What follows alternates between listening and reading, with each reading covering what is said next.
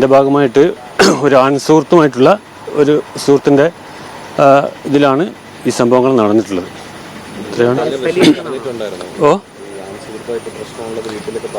വീട്ടിൽ അന്ന് അതിന് 2 ദിവസം മുന്നാണ് പറഞ്ഞിട്ടുള്ളത്.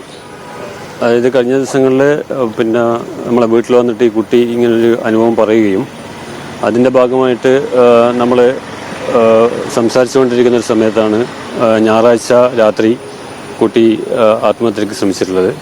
അതിനെ തുടർന്ന് നമ്മൾ അടുത്തുള്ള ഹോസ്പിറ്റലിലേക്ക് കൊണ്ടുപോവുകയും അവിടെ നിന്ന് മാറിയിട്ട് ഇപ്പോൾ തലശ്ശേരി ഇന്ദിരാഗാന്ധി സഹകരണ ഹോസ്പിറ്റലിൽ എത്തിച്ചു. അതിനുശേഷം അവരിങ്ങോട്ടേക്ക് ഷിഫ്റ്റ് ചെയ്യുകയും ചെയ്തിട്ടുള്ളത്. അപ്പോൾ ഇവിടെ വച്ച് പരിശോധിച്ചപ്പോഴാണ് ഡോക്ടർ പറഞ്ഞിട്ടുള്ളത് ഇങ്ങനെ ക്രൂരമായ പീഡനം നടന്നിട്ടുണ്ട്, അല്ലെങ്കിൽ അടി നടന്നിട്ടുണ്ട് എന്നുള്ള കാര്യം അറിയിക്കുന്നത്. അതിൻ്റെ ഭാഗമായിട്ട് ഹോസ്പിറ്റലിൽ തന്നെ പോലീസ് സ്റ്റേഷനായിട്ട് ഇവരെ അറിയിക്കുകയും അവർ വീട്ടിൽ വന്നിട്ട് അമ്മയുടെ മൊഴിയെടുത്ത് പരാതി സ്വീകരിക്കുകയും FIR ഇടുകയും ചെയ്തിട്ടുള്ളത്. അപ്പോൾ ഇതിൻ്റെ ഭാഗമായിട്ട് ഒരു സുഹൃത്തുമായിട്ടുള്ള ഒരു സുഹൃത്തിൻ്റെ ഇതിലാണ് ഈ സംഭവങ്ങൾ നടന്നിട്ടുള്ളത്.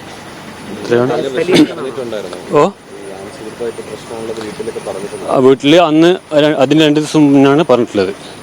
ഒരു ചെറിയ പാടാണ് നമുക്ക് കൈ കാണിച്ചു തന്നിട്ടുള്ളത്. അത് നമ്മൾ സ്വാഭാവികമായിട്ടും അതിനെപ്പറ്റി ആലോചിക്കുകയും എന്നാ വേണ്ട ചെയ്യേണ്ടതെന്നുള്ള രീതിയിൽ പോവുകയും ചെയ്യുമ്പോൾ ആണ് കുട്ടി ആത്മഹത്യക്ക് ശ്രമിച്ചത്.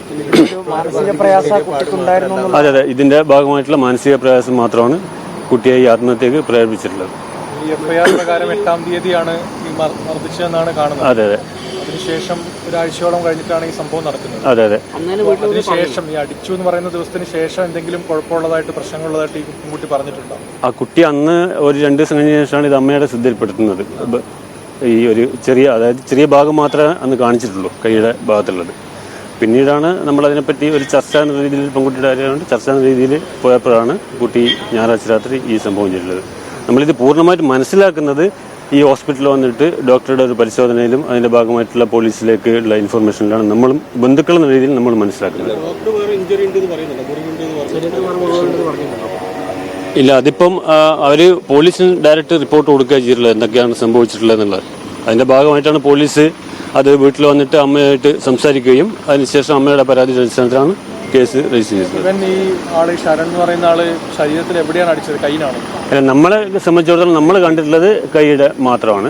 ഇവിടെ വന്നിട്ട് ഹോസ്പിറ്റലൈസ് ചെയ്തപ്പോഴാണ് ഡോക്ടറാണ് ഈ കാര്യം പറഞ്ഞിട്ടുള്ളത്. പോലീസുമായിട്ട് സംസാരിച്ചു മർദ്ദിച്ചു എന്നതാണ് ഇപ്പൊ ന്യൂസിൽ പറയുന്നത്. ഞങ്ങൾക്കത് കറക്റ്റായിട്ട് ഇല്ല. അത് കുട്ടി എവിടെ വെച്ചാണ് അല്ല കുട്ടി എവിടെ വെച്ചിട്ടാണ് ഈ സംഭവം നടന്നതെന്ന് നമ്മളോട് സംസാരിച്ചിട്ടില്ല. അപ്പൊ എന്തായാലും നമ്മൾ ആവശ്യപ്പെടുന്നത് ഈ ഒരു കാര്യത്തിൽ ശക്തമായിട്ടുള്ളൊരു പോലീസ് അന്വേഷണം നടത്തിയിട്ട് എന്താണ് യഥാർത്ഥത്തിൽ സംഭവിച്ചത് എന്നുള്ളത് പുറത്തു കൊണ്ടുവരുന്നതാണ് ഞങ്ങളുടെ ആവശ്യം.